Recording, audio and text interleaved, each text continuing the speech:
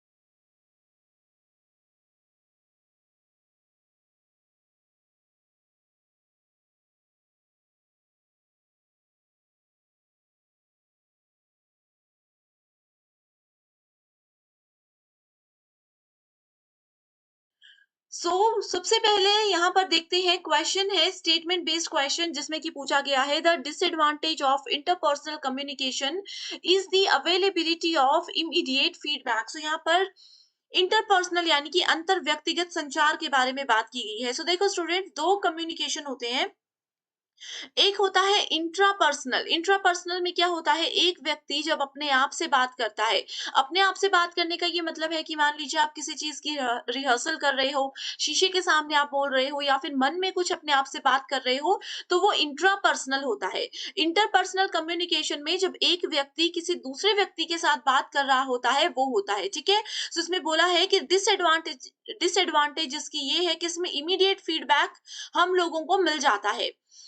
Statement to बोलती है कि greater advantage of mass communication is its delayed feedback. So आपको पहले मास कम्युनिकेशन के बारे में पता होना चाहिए। ये होता है जैसे कि भाषण दिया जाता है, एक व्यक्ति जो है वो बोल रहे हैं, मैसेज को डिलीवर कर रहे हैं, एंड एक बहुत बड़ी ऑडियंस, यहाँ पर 50 100 200 300 लोग जो हैं उस मैसेज को सुन रहे हैं। ये होता है मास कम्युनिकेशन।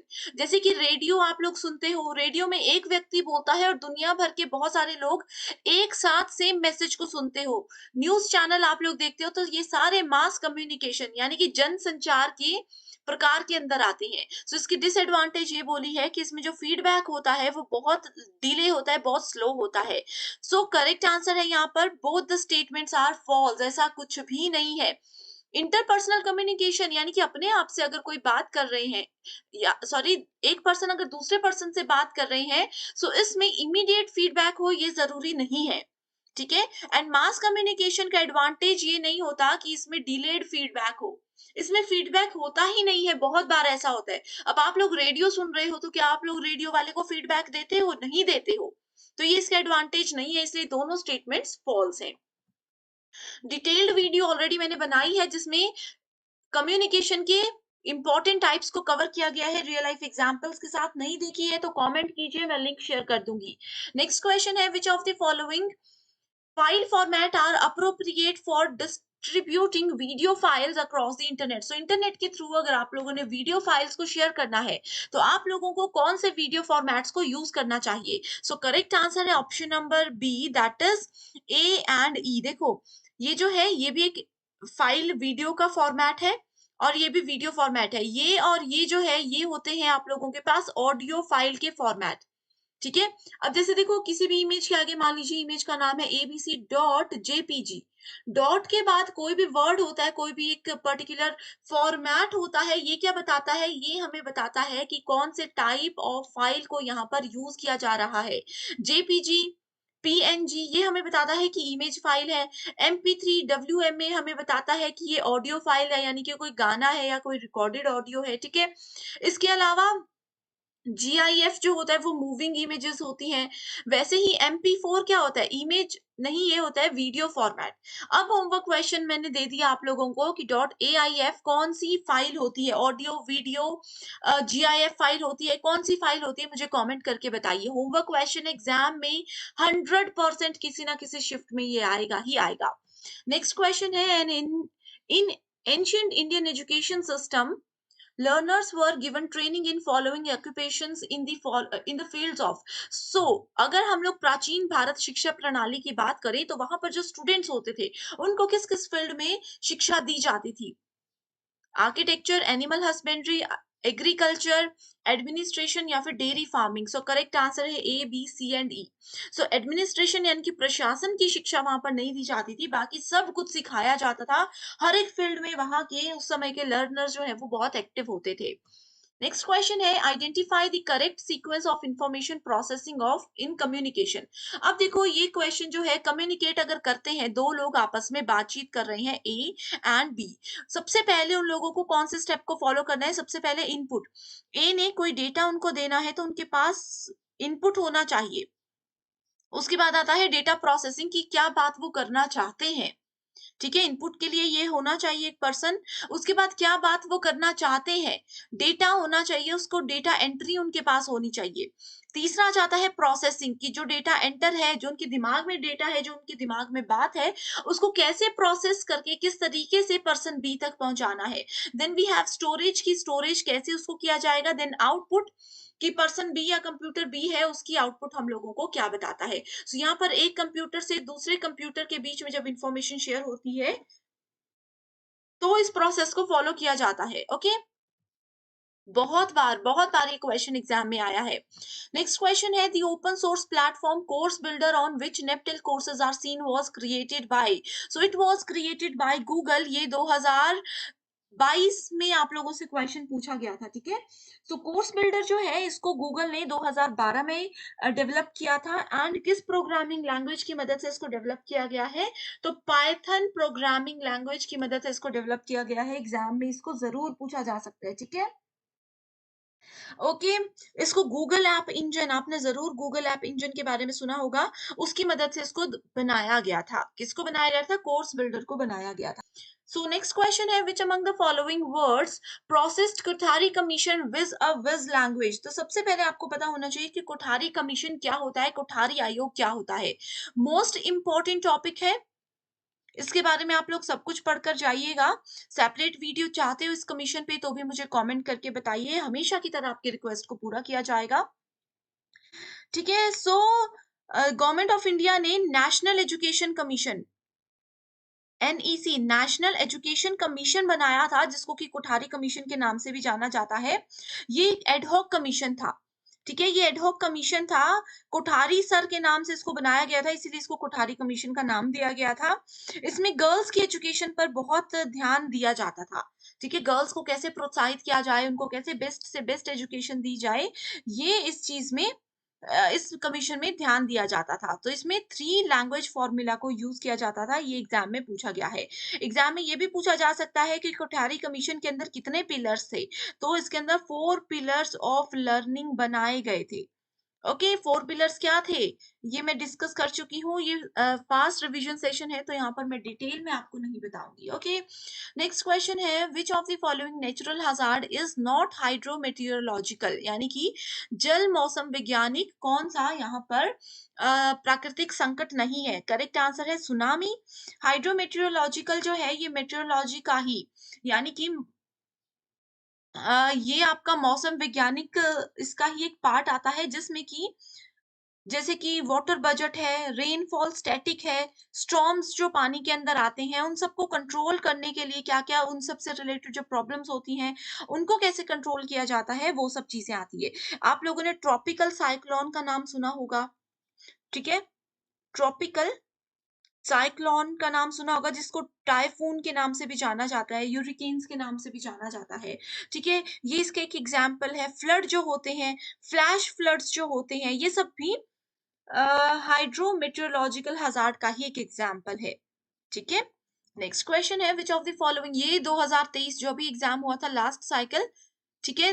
फरवरी वाला, उसमें क्वेश्चन पूछा गया था, which of the following is a technique to provide right kind of support in right amount at right time to increase child's confidence. So यहाँ पे बोला गया है कॉम्पिटेंस, यानी कि क्षमता, ठीक है?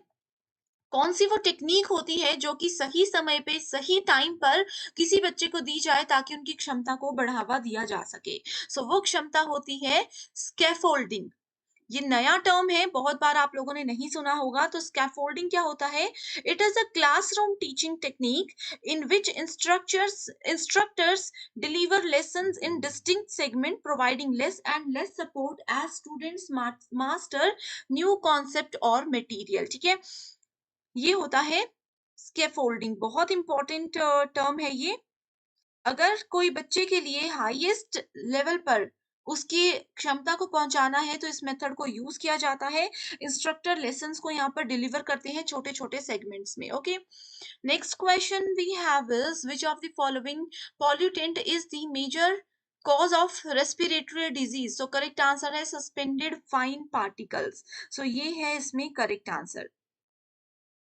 सस्पेंडेड फाइन पार्टिकल्स क्या होते हैं? छोटे-छोटे पार्टिकल्स होते हैं, जिसमें कि डस्ट पार्टिकल्स को भी इंक्लूड किया जाता है, वाटर पार्टिकल्स होते हैं, स्मॉल बिट्स होते हैं, सॉलिड मटेरियल, लिक्विड मटेरियल होते हैं जो कि एयरबोर्न बन जाते हैं बाद में।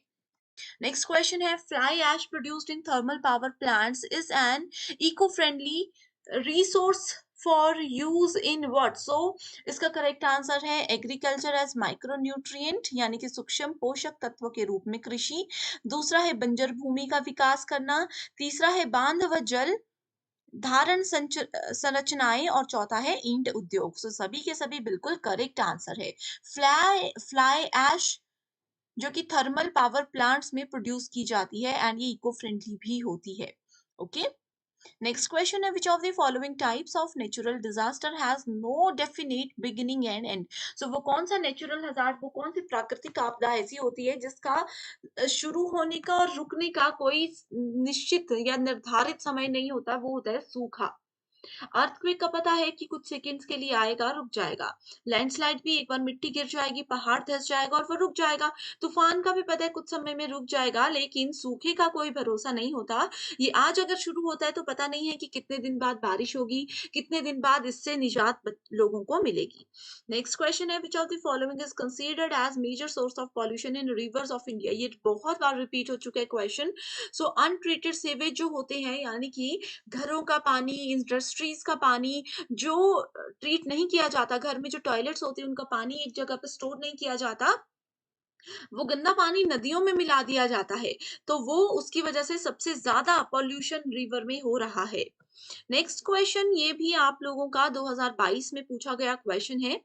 स्टेटमेंट 1 एंड 2 बोलती है, स्टेटमेंट 1 में बोला गया है इंटरनेशनल सोलर अलायंस, बहुत इंपॉर्टेंट टॉपिक है ये, ठीक है? ISA was launched on the sidelines of COP24। So COP24 के साइड लाइन में ISA को लॉन्च किया गया था। स्टेटमेंट 2 बोलती है ISA was launched by prime minister Narendra Modi ji and president of France Emmanuel Macron. ठीक है, सो ये स्टेटमेंट्स है। सो करेक्ट आंसर देखो यहाँ पर, हिंदी मीडियम स्टूडेंट्स भी देख सकते हैं इस क्वेश्चन को। कॉप पर एक डिटेल्ड वीडियो मैं बना चुकी हूँ, नहीं देखी है कमेंट कीजिए, आप लोगों के साथ पर्सनली मैं लिंक शेयर करूंगी। सो इसका करेक्ट आंसर बी है, that is both the statements are false. क्यों फॉल्स है देखो, ISA International Solar Alliance was jointly launched by Prime Minister Narendra Modi and then President of France, और इन सबको 30 नवंबर 2015 को Paris में इसको जो है जॉइंटली लॉन्च किया गया था। Side line 21st conference of party COP 21 में इसको किया था, ना कि COP 24 में। तो ये चीजें आप लोग पढ़ लीजिए, डिटेल डिस्क्रिप्शन है। करेक्ट आंसर है option number B. Next question है, indoor air pollution is a serious health hazard. ठीक है, जो घर के अंदर ही वायु का प्रदूषण होता है वो बहुत एक सीरियस गंभीर स्वास्थ्य का खतरा होता है। इसका कारण ये है कि dispersal of air pollutants is rather limited in indoor environment. So यानी कि वायु प्रदूषकों का फैलाव इंडोर वातावरण में अपेक्षाकृत सीमित रहता है। सो दोनों ही स्टेटमेंट्स करेक्ट हैं और रीजन इसका बिल्कुल करेक्टली इसको आइडेंटिफाई कर रहा है। नेक्स्ट क्वेश्चन है, in terms of their contribution to total power generation in India identify correct sequence of energy. So पहला है थर्मल पावर प्लांट्स TPP, दूसरा है लार्ज हाइड्रो पावर प्रोजेक्ट्स, तीसरा है न्यूक्लियर एनर्जी एंड चौथा है रीन्यूएबल एनर्जी। ठीक है, which include solar energy, wind energy, biomass and small hydro power objects. So इसके अकॉर्डिंग स्टेटमेंट आप देख सकते हो, सबसे ज्यादा एनर्जीज होती हैं TPP में, उसके बाद होती है रीन्यूएबल एनर्जी में, उसके बाद होती है लार्ज हाइड्रो पावर प्रोजेक्ट्स में, और सबसे कम होती है न्यूक्लियर एनर्जी में। इन सब पॉइंट्स के हिसाब से हम इनको अरेंज करना था। नेक्स्ट क्वेश्चन है, meaning of tsunami is. So tsunami का मीनिंग क्या होता है? इसका मीनिंग होता है harbour wave. The word tsunami comes from the Japanese term. ठीक है, इसको आप देख सकते हो, it is often express that tsunami is a seismic or tidal wave, but the scope of tsunami can be generated by non-seismic actions as well, like underwater landslide, volcanic eruption, etc. Next question है, turbulent and rapidly flowing waters are generally depleting in oxygen। Hindi medium students भी देख सकते हो। ठीक है, statement 2 बोलती है, adding organic material such as sewage और paper pulp to water stimulate activities and oxygen consumption by decomposers। So correct answer है इसका option number D, that is both the statements are sorry, first statement is false and second statement is true। Reason इसका यहाँ पर आपको मिल जाएगा। False क्यों है? पहली, रैपिड वाटर फ्लो होते हैं जो turbulence ensure adequate oxygenation. Water pollution can result in oxygen depletion. Flowing water habitat is different from stationary. Under these conditions of flowing water and turbulence, oxygen depletion does not occur। So इसीलिए first statement यहाँ पर क्या है? असत्य है, बिल्कुल गलत है। Next question, match the following से रिलेटेड है, ये भी आपका नेचुरल हजार्ड में से ही पूछा गया है question. hazard identification, dose response assessment, exposure assessment और risk characterization। ओके, सो इसको मैच करेंगे, देख सकते हो यहाँ पर करेक्ट आंसर है option number B, that is hazard identification, यानी कि संकट की पहचान करना। ये क्या है? ये है process of determining whether or not a particular chemical is linked to a particular health effect। Hindi medium students भी यहाँ पर देख सकते हो। ठीक है, यहाँ पर देख लीजिए, करेक्ट आंसर ये है। डायरेक्ट डेफिनेशन है, इसमें एक्सप्लेनेशन की कोई जरूरत नहीं है, डायरेक्ट यहाँ पर रिस्क असेसमेंट स्टेप्स की डेफिनेशन दी गई है। नेक्स्ट क्वेश्चन है, statement based learner centred approach is centred to teacher needs. ठीक है, तो ये स्टेटमेंट बिल्कुल गलत है। टीचर की नीड्स पूरे करने के लिए लर्नर सेंटर्ड अप्रोच को यूज नहीं किया जाता, ये स्टूडेंट्स के रिक्वायरमेंट के अकॉर्डिंग बनाई जाती है। ये भी 2023 में पूछा गया क्वेश्चन है। स्टेटमेंट 2 बोलती है, learner centred approach is centred on cooperative determination of subject matter. ठीक है, ये क्या है? ये एक सेंटर्ड अप्रोच है जो कि कोऑपरेटिव डिटर्मिनेशन होती है किसी सब्जेक्ट मैटर पर। तो ये स्टेटमेंट बिल्कुल करेक्ट है। नेक्स्ट क्वेश्चन, स्वयं प्रभा, आपको पता है कि DTH चैनल होते हैं। होमवर्क क्वेश्चन ये है कि बताइए स्वयं प्रभा के अंदर कितने number of DTH channels available है। ये इसमें बोला है गया है कि किसके द्वारा इनिशिएट किया गया है? ये किया गया है MHRD, ministry of human resource and development, जिसका अब नाम बदल दिया गया है। याद रखिए, जो कि एमएचआरडी के नाम से पहले जाना जाता था, उसका नाम अब मिनिस्ट्री ऑफ एजुकेशन रख दिया गया है। एग्जाम में मिनिस्ट्री ऑफ एजुकेशन आएगा तो कंफ्यूज नहीं होना है, ओके। अगला क्वेश्चन है, अ लर्नर कंबाइंस हिज और हर प्रीवियस स्कीम्स और modifies them as per new experiences. एक स्टूडेंट ने अपनी पुरानी स्कीम्स, अपने पुराने नॉलेज को यूज किया, देखा और उसको मॉडिफाई किया अपने एक्सपीरियंस के हिसाब से। The process of combining and modifying existing schemas and to arrive at new schema, इसको क्या बोला जाता है? इसको बोला जाता है कॉमोडेशन। अब जैसे मैं टीचिंग जब पहले करती थी, जब मैंने बिल्कुल शुरुआत में नया ऑनलाइन टीचिंग किया था, तो पहले का तरीका मेरा पढ़ाने का कुछ और था, अब का कुछ और है। तो मैंने अपने पुराने नॉलेज, पुराने तरीके और पुराने एक्सपेरिमेंट से कुछ नया सीखा एंड अब उसको यूज करके जो मैं कुछ नया अचीव कर रही हूँ, उसको अकोमोडेशन बोला जाता है, ओके। नेक्स्ट क्वेश्चन है, occurrence of natural hazards affected by. प्राकृतिक खतरों की जो घटनाएं होती है, उसको किससे प्रभाव करता है, किसको वो प्रभावित करता है? Land use changes, drainage and construction, और तीसरा है क्लाइमेट चेंज। ओजोन डिप्लीशन यानी कि ओजोन की कमी का इसमें कोई फर्क नहीं पड़ता। अगला क्वेश्चन है, which of the following pollutant gases is not produced both naturally as a result of industry activities। not produced naturally बोला है तो क्लोरोफ्लोरोकार्बन, CFC जो होते हैं वो इस तरीके से डेवलप नहीं किए जाते हैं, ओके। नेक्स्ट क्वेश्चन है, among the following fuel of energy, which of the following environment friendly? Which of the following is the most environment friendly? Correct answer here is hydrogen. सबसे ज्यादा सबसे ज्यादा environment friendly जो है वो hydrogen ही होती है as compared to बाकी के थ्री। ICT यूनिट से क्वेश्चन है, identify the correct sequence of information processing. Repeated question है, आप देख सकते हो। ये भी रिपीटेड क्वेश्चन है, इसमें मैं आप लोगों को बता देती हूँ। इंटरपर्सनल, इंट्रापर्सनल और मास कम्युनिकेशन मैंने आप लोगों को फर्स्ट क्वेश्चन में ही बता दिया था। एक और होता है, वो होता है ग्रुप कम्युनिकेशन। स्टूडेंट्स को ग्रुप और मास में कंफ्यूजन रहता है। मास कम्युनिकेशन की अगर पहले हम बात करते हैं, फिर से एक पर्सन बहुत सारे लोगों को एक साथ कोई मैसेज दे रहा है। बेस्ट एग्जाम्पल है न्यूज चैनल्स, न्यूज पेपर्स भी इसके एग्जाम्पल है, ठीक है, रेडियो भी इसका एग्जाम्पल है। और ग्रुप कम्युनिकेशन क्या होता है? इसमें सब लोग पार्टिसिपेट करते हैं, बहुत सारे लोग तो नहीं होते लेकिन सब पार्टिसिपेट करते हैं। सबको बोलने का, अपने व्यूज रखने का पूरा अधिकार होता है, ओके।